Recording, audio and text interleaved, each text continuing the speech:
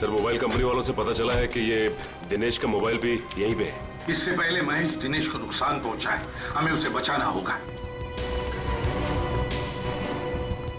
अरे सर दिनेश, चलो देखते हैं।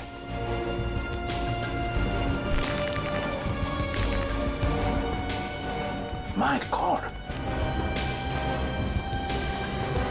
ये तो जिंदा है। सच, जल्दी से एम्बुलेंस बुला, जल्दी। फ्रेडी, जयवंती, देखो आसपास। Yes sir.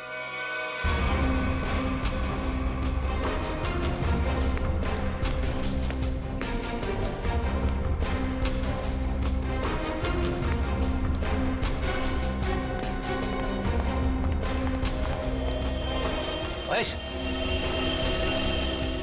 सर। हाँ फ्रेडी, क्या हुआ? सर महेश बेहोश है। महेश, महेश। सर हाँ, ये गन पड़ी हुई थी यहाँ पे। सर हम तो सोच रहे थे कि इन सब के पीछे ये महेश है, लेकिन ये तो खुद ही बेहोश पड़ा है। हाँ, ये तो महेश के होश आने के बाद ही पता चलेगा कि ये सब किसका किया कराया है।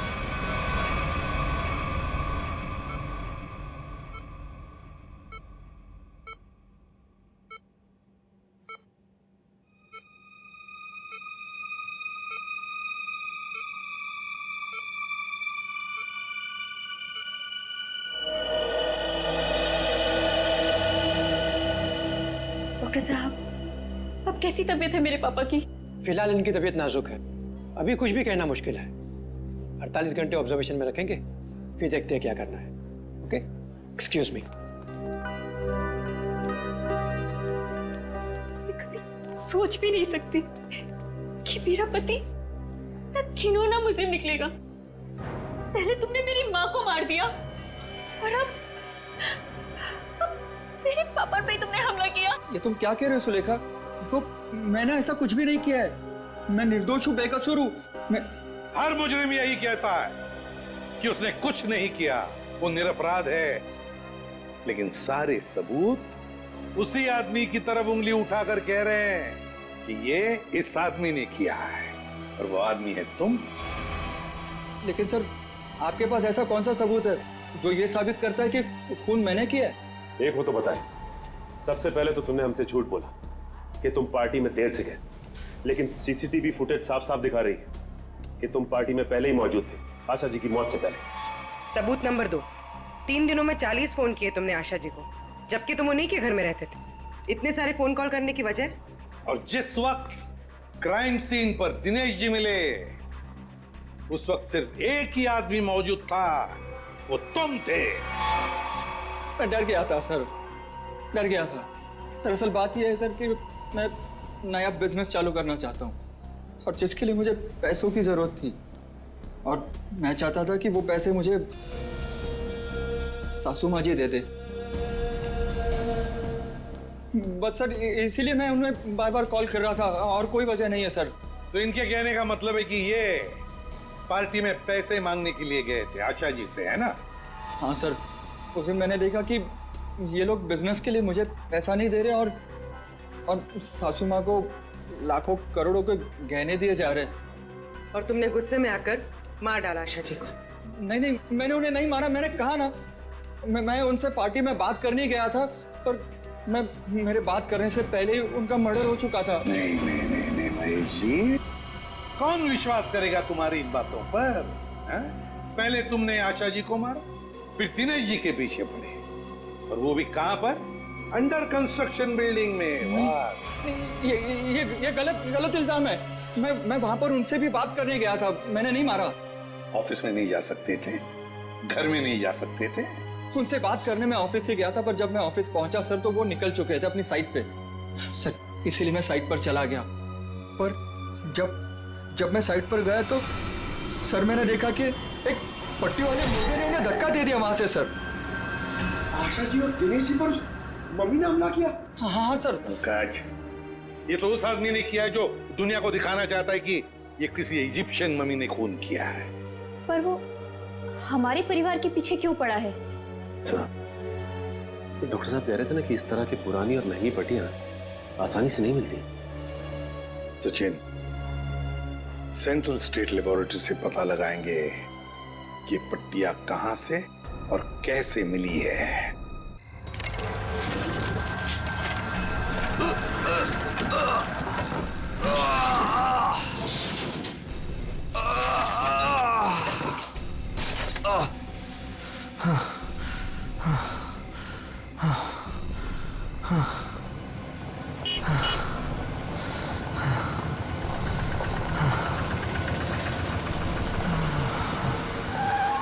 क्या हुआ भाई? अरे क्या हुआ? कोई मदद चाहिए क्या? यार मेरी गाड़ी खराब हो गई है और मुझे ये बॉक्स कहीं पहुंचाना है। हाँ वो तो ठीक है, पर है क्या इसमें? इसमें एक बहुत ही अनमोल चीज है और वक्त पे कहीं पहुंचानी पड़ेगी। मेहरबानी होगी यार तुम्हारी। हाँ हाँ चलो बॉक्स रखो। थोड़ा हाथ लगवाओ। हाँ हाँ। अरे बड़ा भारी है भैया। उठाओ।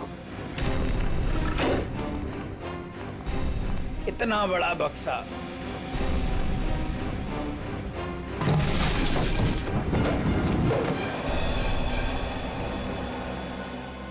ये एड्रेस है, इस बक्से को इस जगह छोड़ देना। क्या मतलब है? आप नहीं आ रहे हो? अब एक मिनट, ये कुछ पैसे रखो, इसे सही जगह पहुंचाओ। बक्सा उतारिए। हाँ? मैंने कहा ना बक्सा उतारिए। अरे मुझे नहीं करनी आपकी मदद। अरे बेवकूफ समझा आपने? हाँ, बक्से में क्या है क्या नहीं है। तुम ये सब रखो यार, लेकिन टाइम पे बक्सा जिस एड्रेस पे बोला है वहां पहुंचा देना। हाँ देखिए मेरी एक शर्त है, बक्सा खोल के देखूंगा मैं। अरे क्या है क्या नहीं है इसमें। सुन मेरी बात सुन, मेरी नौकरी चली जाएगी, इसे मैं नहीं खोल सकता। बस पास में तो जाना है, प्लीज लेके जाओ ना यार। ठीक है भाई, भरोसा करता हूं मैं। इंसान इंसान के ही काम आता है।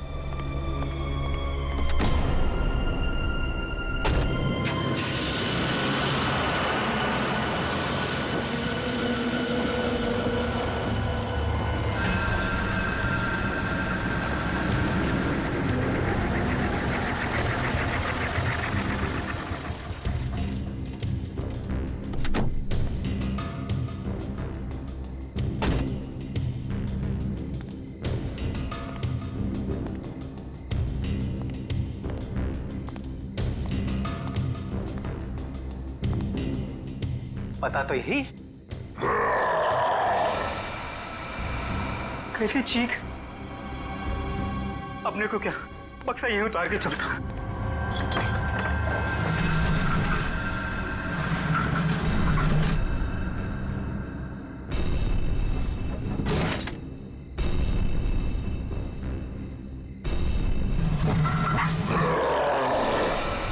बक्से में से चीख!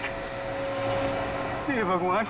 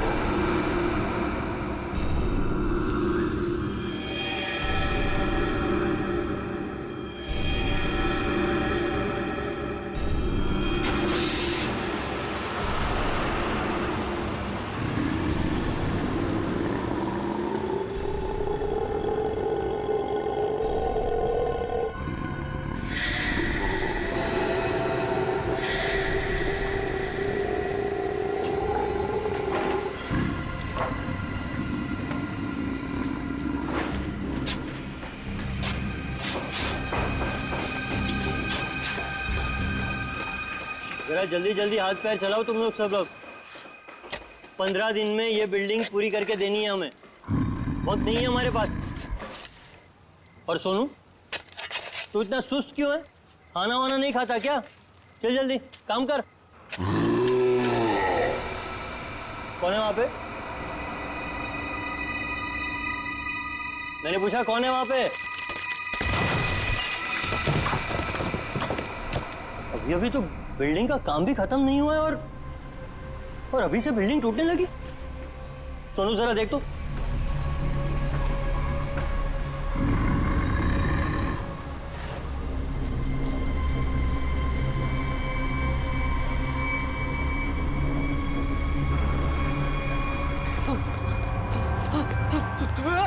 भागो, सब भागो ऐसे। सोनू, वरना सब मारे जाओगे। सोनू हुआ क्या? सब। अरे हुआ क्या? किस चीज की आवाज थी? और ये चेहरे पर निशान कैसा है? पट्टियों वाला मुर्दा। मुर्दा? मुर्दा उर्दा कुछ नहीं होता है, ये कुछ जरूर कोई चोर और घुसाया होगा। एक काम करो, सब लोग मेरे साथ चलो, चलिए मेरे साथ।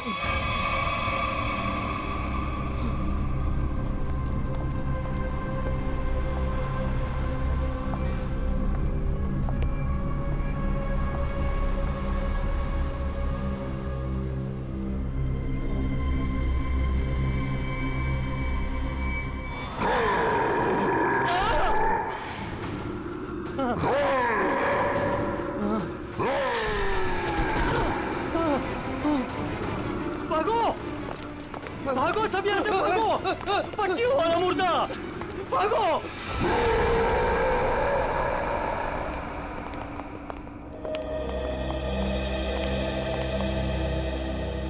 सर, मैंने और मजदूरों ने मिलकर एक फैसला किया है। कैसा फैसला? कि हम आपकी बिल्डिंग में अब काम नहीं करेंगे। तो क्या बकवास कर रहे हो तुम? सर, लगता है आपकी नजर कमजोर हो चुकी है, इसलिए मेरे चेहरे पर ये निशान आप देख नहीं पा रहे। ये हाँ, शराब पी के झगड़ा किया होगा। सर, ये उस आत्मा की देन है जो आपकी बिल्डिंग में है। आत्मा? क्या बकवास कर रहे हो तुम? हाँ? मैं जानता था कि आप मेरी बातों पर विश्वास नहीं करेंगे, इसलिए मैं साथ में सोनू को भी लाया हूं। सोनू,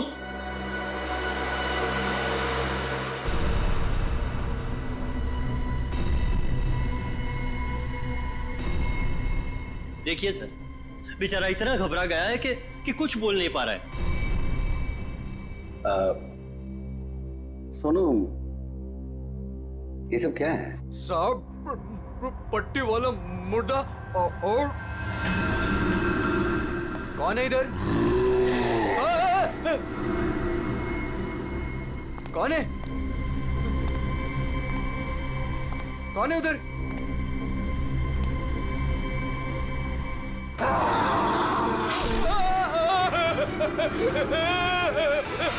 मुझे लगता है कि तुम सब लोग काम कम और नशा ज्यादा करते हो, तभी ऐसी बहकी बहकी बातें कर रहे हो। सर, अगर हमारी बातों पर यकीन ना हो तो कोई दूसरे मजदूर रख के क्यों नहीं देख लेते? जब वो अपनी आप बीती सुनाएंगे तब तो आपको विश्वास हो जाएगा ना। बिल्कुल रख लूंगा। इस शहर में मजदूरों की कोई कमी नहीं है। इस शहर में काम की भी कोई कमी नहीं है।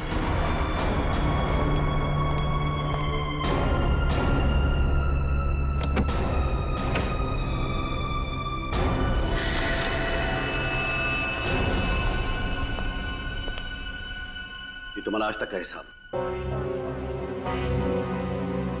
और एक बात याद रखना कि इस बिल्डिंग पर मेरे और मेरे इन्वेस्टर्स के करोड़ों रुपए लगे हैं। तो तूने बाहर जाकर इस बिल्डिंग के बारे में कोई बकवास की या कोई झूठी अफवाह भी फैलाई तो फिर मुझसे बुरा कोई नहीं होगा। दिनेश, पैसे कोई पेड़ पे नहीं उगते, समझे? हाँ, और हम तुम्हारे फाइनेंसर हैं, कोई एटीएम मशीन नहीं कि जब दिल में चाहा कार्ड डाला और पैसे ले लिए। देखिए, आप लोग बेवजह भड़क रहे हैं। बेवजह? तुमने कमिटमेंट किया था, अब तक बिल्डिंग तैयार हो जाएगी, क्या हुआ? हाँ चंदू, मैं बिरयानी बना रहा हूँ, कोई 2 मिनट में बनने वाला बर्गर नहीं। जब आप लोग बिल्डिंग की क्वालिटी देखेंगे तो आप लोगों को खुद ब खुद ये एहसास हो जाएगा कि आप लोगों का पैसा बिल्कुल सही जगह लगा है। हाँ, पता चल रहा है कि इन्वेस्टमेंट कहाँ पर हो रहा है। वैसे काफी अच्छी पार्टी थी आपने अपने शादी के सालगिरह की। और नताशा, एक्सक्यूज मी, आप सॉरी सर, मैं आप लोग को तो अपनी फ्रेंड से मिलवाना ही भूल गई। Meet, come. She is Tina, Swati. बस हमें किसी से नहीं मिलना। दिनेश, इस बार अगर तुमने जबान पलटी ना 15 दिन मतलब 15 दिन, दैट फाइनल। हाँ हाँ 15 दिन पक्का। और हाँ 15 दिन से ज्यादा हुआ ना तो तुम्हारा घर और भाभी जी के गहने बेच करके अपने पैसे हम लोग वसूल लेंगे, समझा? अरे पक्का कहाँ? दिनेश सुनो ना। एक्सक्यूज मी, आपकी भाभी बुला रही है। मन से एक्सक्यूज मी। जल्दी आइए ना। क्या है? दिनेश देखिए ना, मार्केट में नया हार आया है, आप कभी लेकर देंगे मुझे ये? बस हार और गहने, इन चीजों के अलावा तुम्हारे लिए और कोई चीजें इंपॉर्टेंट है ही नहीं। पति जिए या मरे तुम्हें कोई फर्क नहीं पड़ता। मन तो करता है कि तुम्हारा गला दबा दूं। क्या बात है पापा, आप मम्मी पर इस तरह से क्यों चीख रहे हैं? मैंने सिर्फ सालगिरह का तोहफा मांगा था और ये ऐसे कर रहे थे मुझ पर। आशा, ये जो तुम्हारे ठाट बाट और ऐशो आराम है ना, वो केवल इसीलिए है क्योंकि तुम्हारा ये पति दिन रात गधे की तरह काम करता है। पापा अगर आपके पास इतना ही पैसा है ना तो थोड़ा हम पर भी खर्च कर दो प्लीज। पहले तो आपने फ्लैट देने के लिए भी मना कर दिया और अब जब मम्मी ने आपसे एक छोटा सा हार मांगा तो उसमें भी आपको दिक्कत है। तुम दोनों नालायक बच्चों को तो मैं कुछ दूंगा नहीं, और तुम लोग मेरे घर में रहते हो इसी बात से खुश रहो।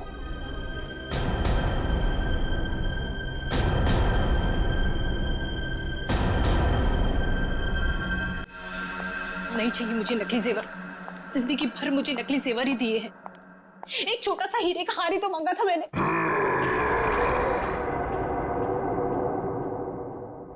कौन कौन है वहां? कौन है वहां? कौन है वहां?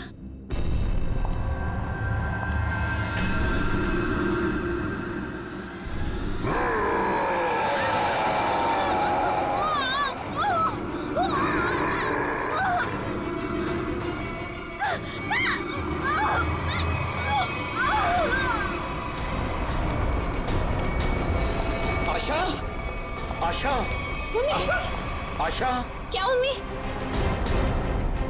आशा, ये सांस क्या मम्मी को? मर गई।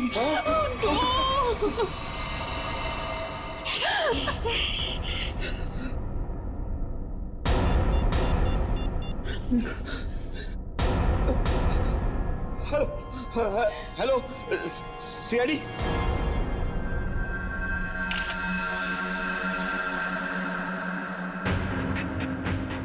ये निशान देखा गले पे? हाँ सर, लगता है काफी जोर से गला दबाया खूनी ने। ये जो नेकलेस है ना, इससे पकड़ के घसीटा है, तभी निशान इतने गहरे हैं। शायद विंड पाइप के टूट जाने से मौत हो गई इनकी।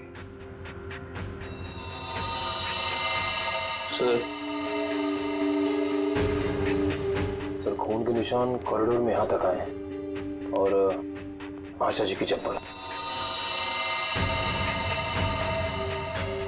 अपने आप को बचाने में बहुत स्ट्रगल किया होगा इन्होंने, पर खूनी ज्यादा ताकतवर निकला।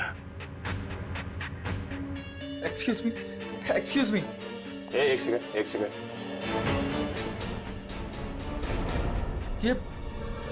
ये सब कैसे हो गया सुलेखा?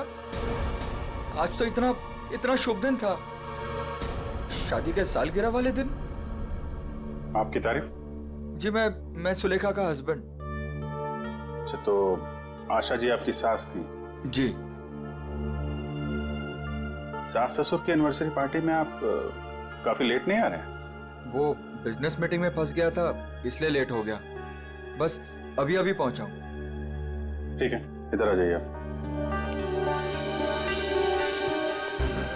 दिनेश जी, आपको किसी पे शक है? कौन कर सकता है ऐसा काम? सर, मेरी वाइफ की किसी से कोई दुश्मनी नहीं थी। सर मैं यही कह रहा हूँ कि दिनेश ने खुद ही अपनी बीवी का फोन करवाया है। सर हमने इसका झगड़ा सुना था, ये अपनी बीवी से कह रहा था कि मैं तुम्हारा गला दबा दूंगा। पति जिए या मरे तुम्हें कोई फर्क नहीं पड़ता।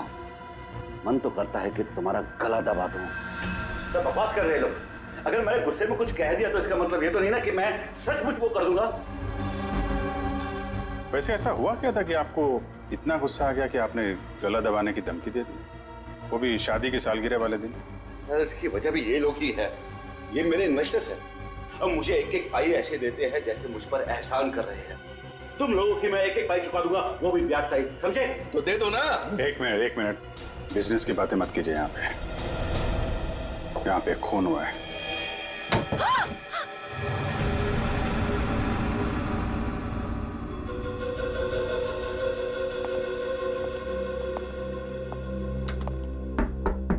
कौन है अंदर? दरवाजा खोलो।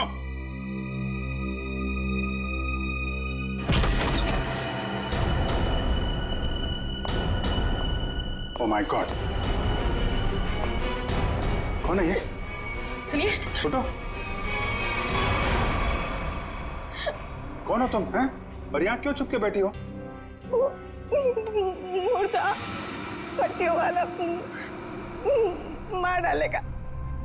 सर डरी हुई है, ऊपर से जख्मी भी।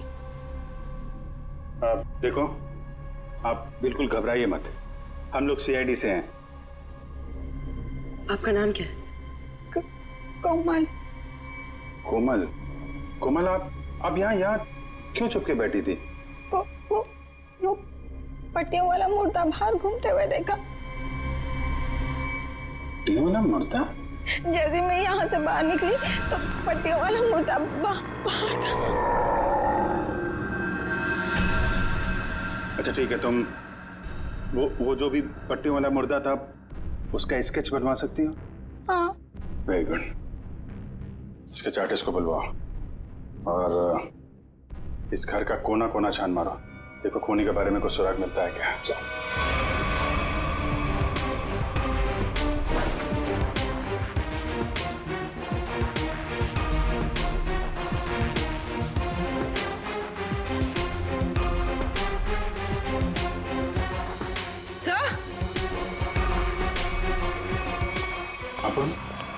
सर ये पट्टी मिली है।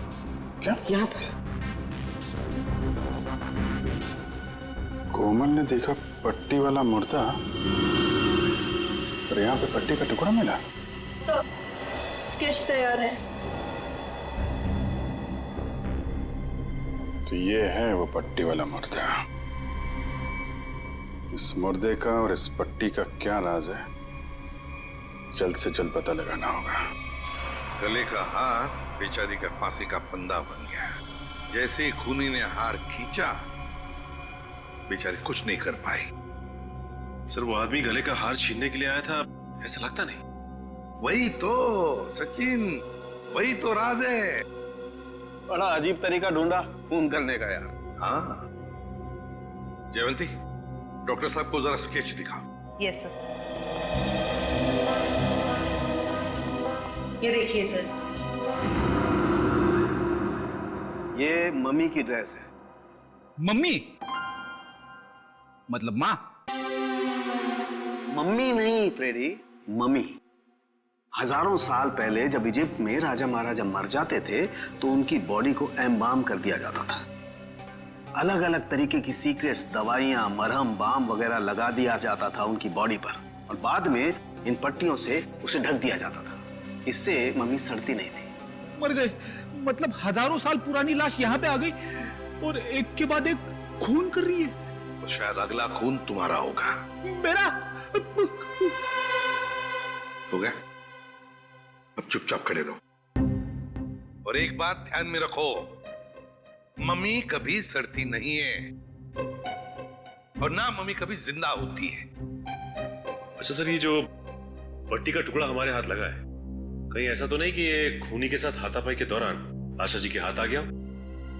नहीं ऐसे नहीं हुआ। तारिका जी आप ठीक है वहां पे? नहीं।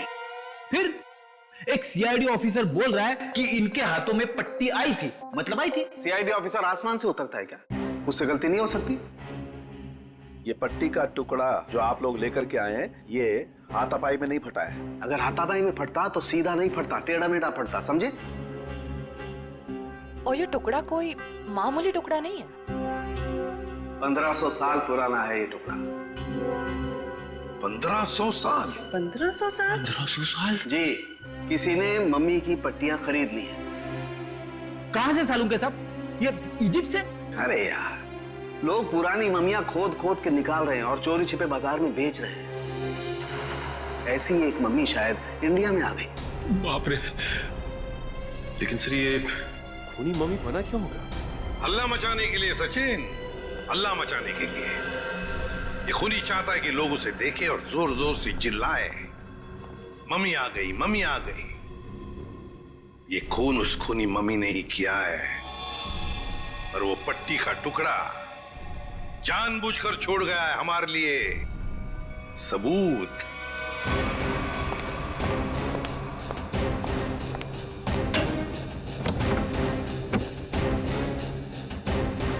आज तो मैं इस मम्मी का काम तमाम कर दूंगा।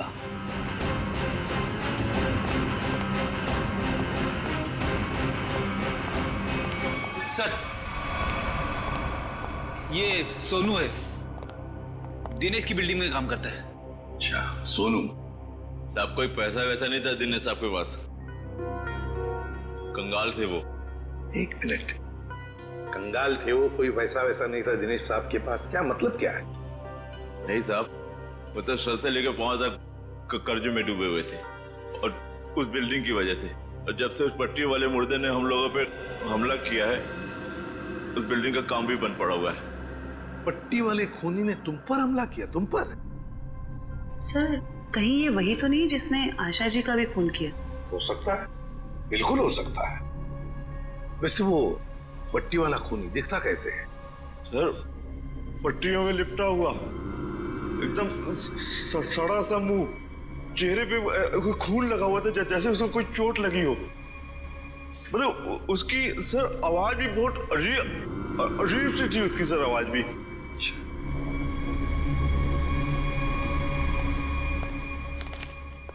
एक मिनट, क्या वो ऐसा दिखता था? हाँ साहब, ये तो था वो। चलो ठीक है, तुम जा सकते हो। अगर जरूरत पड़े तो हम तुम्हें फिर से बुला लेंगे। सर, ये जो कोई भी आशा जी का खून करने के लिए आया था, या तो पहले से मम्मी बन के आया था, या फिर पार्टी में आने के बाद उसने अपना हुलिया बदला है। सर, काम करते हैं, पार्टी का फुटेज देखते हैं।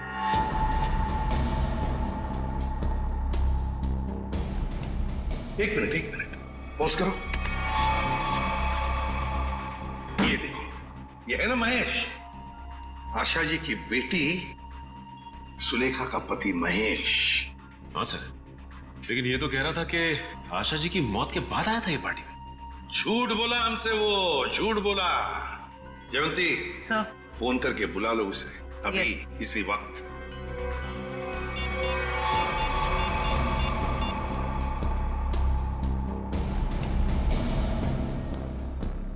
सर, फोन नहीं उठा रहा है।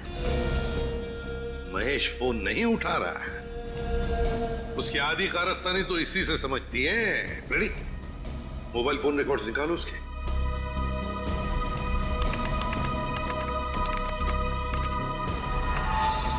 सर, ये रहे महेश के फोन कॉल रिकॉर्ड्स। 40 बार फोन किया है एक ही नंबर पे,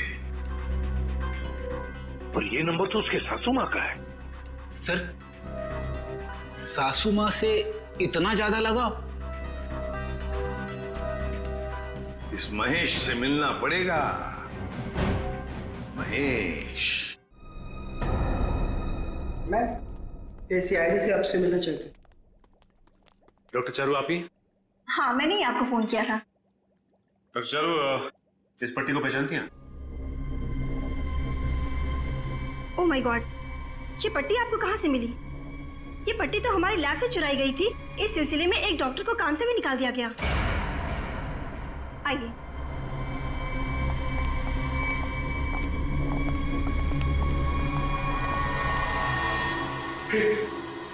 ये तो वही मम्मी है ना जो इजिप्ट में होती है। मतलब ये नींद में चलकर यहाँ पर आ गई। आप भी अच्छा मजाक कर लेते हैं। दरअसल हर साल इजिप्ट से इन मम्मीज को हमारे यहाँ रिसर्च के लिए भेजा जाता है, और सर ये मम्मीज 1500 साल पुरानी है। क्या सिर्फ इन्हीं मम्मीज की पट्टी गायब है? हाँ सर, कुल 5 मम्मीज की पट्टियाँ चोरी हुई थी, जिसमें से 2 पे मैं काम कर रही हूँ इन्हें गलने से बचाने के लिए। अच्छा, आप कह रही थी ना कि एक डॉक्टर को काम से निकाल दिया गया पट्टी चुराने के इल्जाम में, उसकी डिटेल मिल सकती है हमें? हाँ सर, देती हूँ।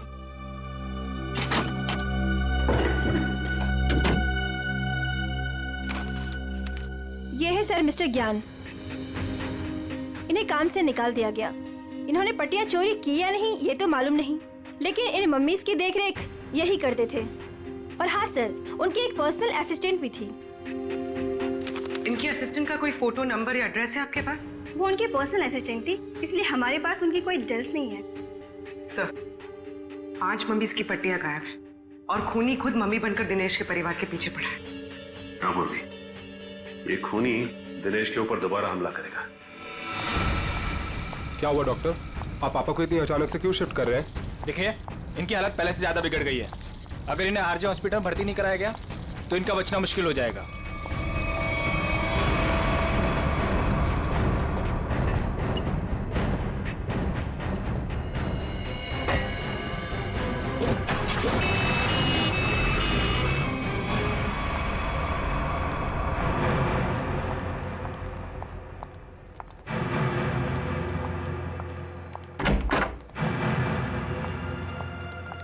दिनेश जी तो कहीं दिखाई नहीं दे रहे यहाँ पे। वही तो, चलो देखते। अरे डॉक्टर साहब। हाँ जी। ये पेशेंट मिस्टर दिनेश कहाँ है? हाँ जी, उनको तो डिस्चार्ज दे दिया है। क्या मतलब तबीयत सुधर गई थी उनकी? नहीं, तबीयत तो नाजुक ही थी, पर उनके परिवार वालों को शायद भरोसा नहीं था कि उनका यहाँ अच्छा इलाज होगा। तो उन्होंने दूसरे डॉक्टर को फोन किया और वो यहाँ से दूसरे हॉस्पिटल ले गए। कौन से hospital? RJ hospital. RJ hospital, उसका नंबर तो होगा ना यहाँ पर? हाँ जी, रिसेप्शन पे होगा। चलिए आइए बात करा देता हूँ।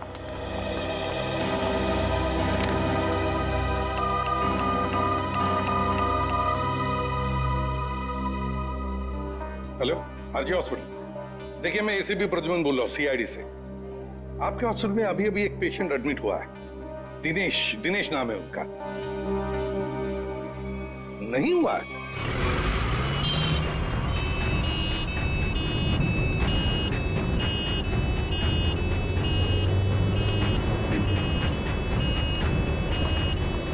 काम हो गया बॉस, तीर कमान से निकल चुका है।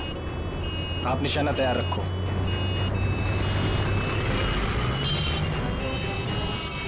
अरे धुआं कहाँ से आ रहा है? अरे गाड़ी रोको, गाड़ी रोको, गाड़ी रोको।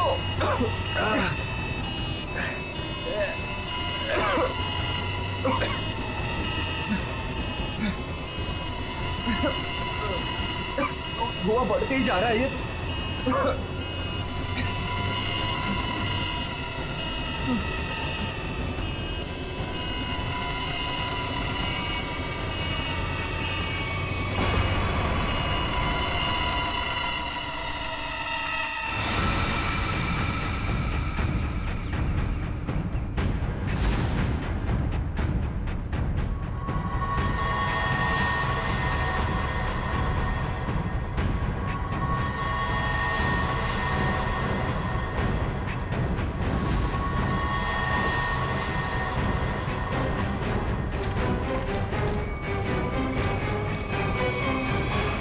क्यों? अब तुम्हारे जीवन का मकसद पूरा हो गया? हाँ, पिछले 10 साल से मैं इसी दिन के तो सपने देखती आई हूँ। और देखो, आज मेरा सपना पूरा हो गया। नहीं नहीं, सीआईडी के रहते अपराधियों के सपने कभी पूरे नहीं होते। सीआईडी? क्यों डॉक्टर ज्ञान? पेशा डॉक्टर का और काम एक अपराधी का। अबे देख क्या रहे हो? उड़ाओ इन सीआईडी वालों को।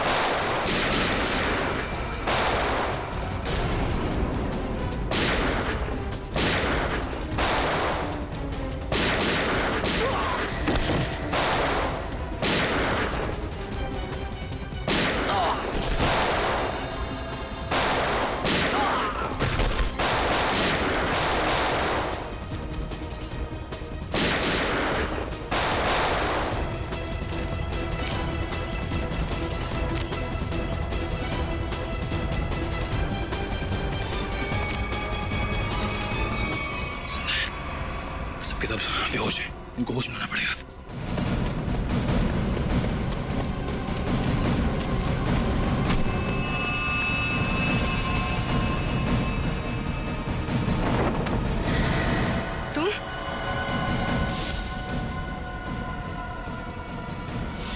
लोगों को मम्मीफाई करी थी ना, मैं तुम्हें सिखाती हूँ मम्मीफिकेशन किसे कहते हैं। अपराधियों को मम्मीज बनाने का काम हम करते हैं। मैं दिनेश की सेक्रेटरी सिर्फ इसलिए बनी ताकि इससे अपने भाई के मौत का बदला ले सकूं, और इसलिए मैंने मम्मी बनकर इसकी बिल्डिंग में काम करने वाले लोगों पर हमला किया ताकि मम्मी की अफवाह फैल जाए। तुम कुणाल की बहन हो? नाम मत लो अपनी गंदी जबान से मेरे भाई का। एक वक्त था जब वो तुम्हारा सबसे करीबी दोस्त था, और तुमने क्या किया? दोनों साथ गए थे ना विदेश पैसा कमाने के लिए। सर, इसको सहयोग से एक मम्मी मिली, और मेरा भाई चाहता था कि वो ये मम्मी वहां की देश की सरकार को सौंप दे, लेकिन ये दिनेश उसे ग्रे मार्केट में बेचना चाहता था। सर ऐसा सर।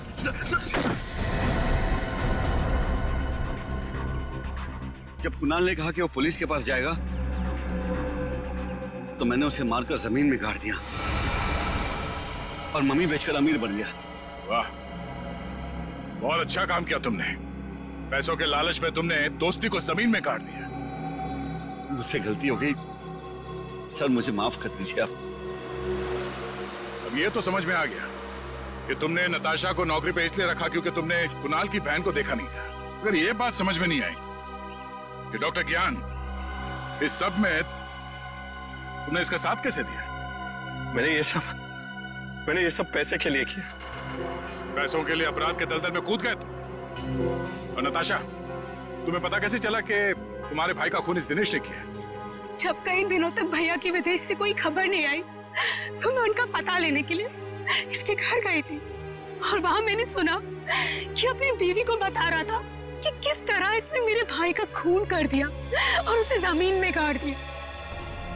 आशा ये सब पहले से जानती थी, और इसलिए मुझे उसको मारने का कोई पछतावा नहीं है। पछतावा होगा, तुम सबको बहुत पछतावा होगा जब कानून तुम्हें कड़ी से कड़ी सजा सुनाएगा, शायद फांसी।